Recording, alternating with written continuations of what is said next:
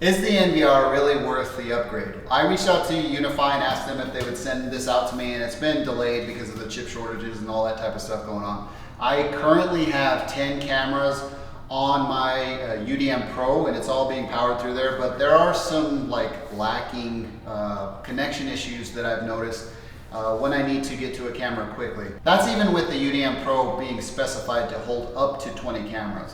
I think that's a really generous thing that UniFi is using in the data sheet for the UDM Pro. That has led me to ask them for the UniFi NVR system. This is just a 4-bay system, and I want to put this into my whole setup. As you can see from all of this stuff from my previous versions of building my network cabinet powered by UniFi, I've gone through a whole lot of construction. So now I actually have a cabinet for my networking equipment. That has led me to tear this thing down because I had to, because it got really, really messy. I'll show a picture of how terrible or how dirty this thing got, and it needed my attention. So I've gone and done all the pre-cleaning and everything, and this is going to be version 2.1 because it's not really a whole lot of changes that have occurred to my network cabinet. Let's go ahead and get into the box of the UniFi NVR and see what's included, and then get it put in, and then we'll go ahead and talk about if adding this to your system is of benefit to you if you have 10 or more cameras. All right, getting into the box here, you can see there's a diagram of what's included and how it's packaged. UniFi does a really good job at packaging their equipment. Right here at the top, you get an accessories box. We'll put this off to the side. So pulling this thing out, it's rather large and in charge, but you can see the extra amount of protection that they sent this device out to me in. This is the retail packaging, so you can expect the same thing if you consider or are considering purchasing the UniFi NVR. As we open this up, this is quite a hefty beast, coming in at around 11.5 pounds because of the power supplies that's included. You can see these venting fans here that help keep this thing cool. That's without any hard drives installed, so the weight is only going to go up from there. So just keep that in mind. Let's start over here and talk about how UniFi has included the redundant power supply. Let me see if I can peel this little thing off quickly. This is for connecting your whole system to redundant power supply support that UniFi has available to you.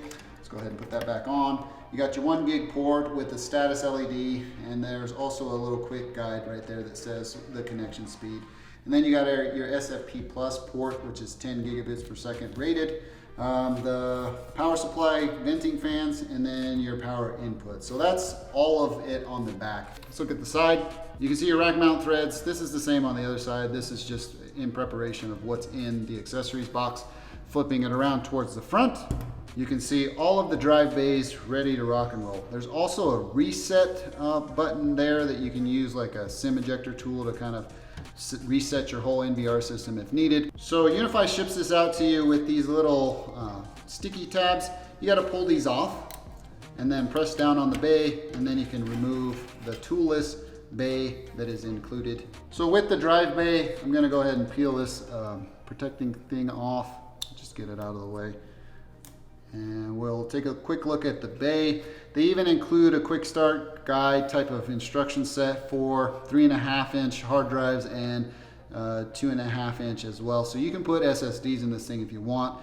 The toolless feature only comes with the 3.5 inch. You can see how you just slide it in. We'll go ahead and do that now. You can see where it needs the SATA connectors and where it would like them.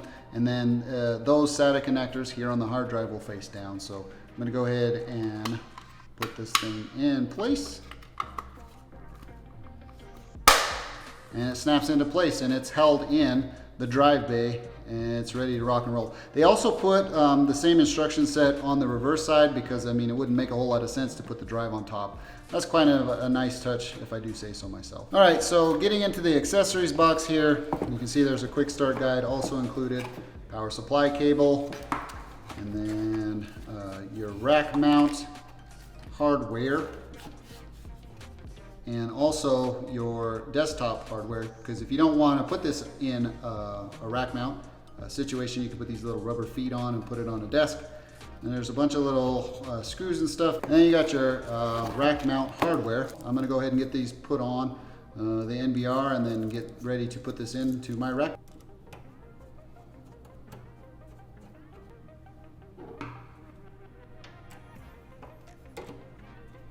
All right, because this thing's around 11.5 pounds empty, I'm gonna get this thing mounted prior to putting the hard drives in, just to save me a little bit of heartache. Anyways, let's go ahead and get this thing put into this and we'll talk about it. All right, this little Metabo freaking screwdriver is amazing.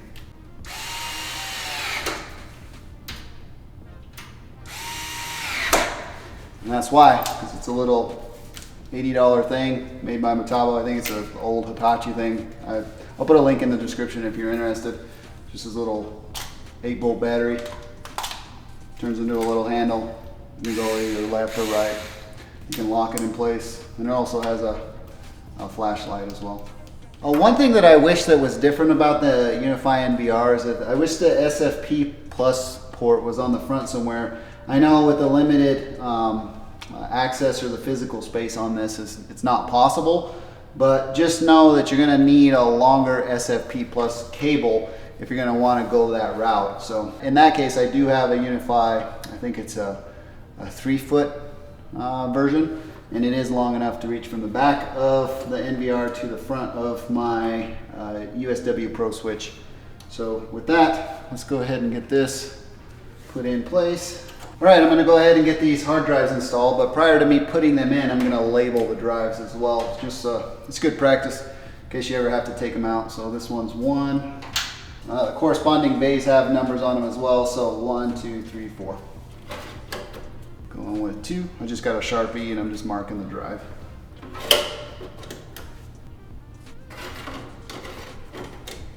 And the last one, 4. Just like that, they're all installed. Let's go ahead and get this thing powered up and adopted to my system. So if you've been running Protect on your system for the UDM Pro, this whole adoption process is gonna require you to set up the UNVR as a separate entity. And now it's gonna set up my device after I've logged in with my account, my UniFi account, and everything's going to go through its updating processes and all that type of stuff. One annoying thing about moving over from the UDM Pro to the UNVR is that every one of my cameras that is managed by the UDM Pro needs to be brought over. The way that I figured out how to do this is that you just go in to the camera itself, go into the settings, and then unmanage it from one console to the other. So I have to go through this whole process on each and every one of my cameras. I'm gonna have to click unmanage, and then with this I'm just gonna delete the camera history because there's nothing really there that I need to save. Now this has been unmanaged from my UDM Pro because as you can see the console here is UDM Pro, and then hopping over to this UNVR. As you can see, UNVR dashboard, hit refresh, and then there should be a camera ready to adopt here any moment. All right, so here I am on the UNVR. It's gonna ask me to add the G3 Flex that I just unmanaged from the UDM Pro. One thing that you're gonna wanna pay attention to is that your UDM Pro is also gonna ask you the same thing to bring it back. So just make sure you're paying attention to which console you're on. There's some inconsistencies here that I think they could do better at adopting or moving over from like the UDM Pro, because the UDM Pro does a bunch of other things that the UNVR doesn't. UNVR is strictly meant for, you know, UniFi Protect. They could do a little bit cleaning up here, but I mean, it is what it is, and I'll figure it out and I'll get everything added and then we'll go from there. 3 weeks later. It's been about 3 weeks since I put the UNVR in my home, and I've noticed a pretty big improvement on 1, access times when I'm away from my home to my cameras, 2, the improvement speeds and access to the internet on like gaming and just internet surfing and watching TV, because the UDM Pro runs everything in my home. I have fiber connected to my house, so all of the stuff that is connected to my home is all running through that internet access, and the UDM Pro is my central hub. Adding the UNVR to my system, I saw a reduction in CPU usage and memory usage on the UDM Pro. About 10% overhead was recovered on the memory and roughly 5% on the CPU. And that's a pretty big deal in my opinion, especially when everybody in my home is like accessing the internet, streaming, gaming, or doing uploading videos like I do here. So I've noticed a significant improvement on like just internet access. One thing that I also noticed, and I wanted to make sure this wasn't a placebo effect, is that when I'm away from my home and I'm, you know, on LTE or 5G, whatever T-Mobile gives in my area, I noticed that the NVR loads my camera feeds significantly faster, and it retains the stream for a longer period of time. So if I'm scrolling up and down on the app, on the UDM Pro, those things would black out, you know, because it's directing resources to my phone at that point to feed those feeds for those individual cameras. With the NVR, it's holding onto those feeds while I'm accessing the app. Overall, I'm just speaking in general terms and, you know, speaking to my experience in usage. Having 10 cameras on my UDM Pro was sucking quite a bit of resources away from, you know, just the everyday things that we do in the home, because, you know, my family uses the internet just as much as I do, and that's 4 other people that we have to account for. And adding the NVR to the system, I've noticed a significant improvement in access times. You know, when I get a notification, it's quicker, and I'm able to respond to those notifications on my phone. So if I have a person in the driveway or ringing my doorbell or something like that, I click on it and it almost instantaneously loads up and I can respond to that. I don't know if any of you out there have had that, you know, that delay that is so far into the futures that, you know, whether it's Nest or Ring or, you know, UniFi, when somebody rings your doorbell, it could depend on, you know, you missing that package or whatnot.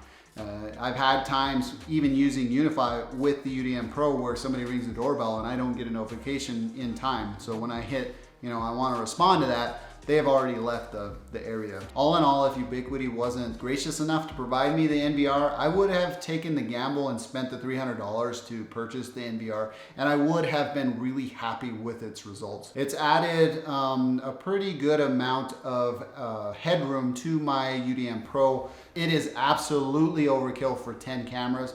But if you're in the realm of like 25 to 50 cameras, the NVR is 100% worth every bit of what they're asking for in its cost. I have no doubt in my mind that I could recommend it just based off this little bit of usage that I had with this thing. Anyways, I don't want to make this video too long. I just want to say that the NVR has been an absolute pleasant experience, and I'm really glad it's part of my system, and it adds a whole lot of utility to everything that I'm using with UniFi Protect. Before I close, I must disclose Ubiquiti was kind enough to send me the UniFi NVR for testing and review purposes, and that's why this video is even possible. Well, that about does it for me in this one. If you enjoyed this video, please feel free to give me a thumbs up. If you didn't, you know what to do. Thank you for taking the time to watch. I'm Tomas, and I'll catch you in the next one.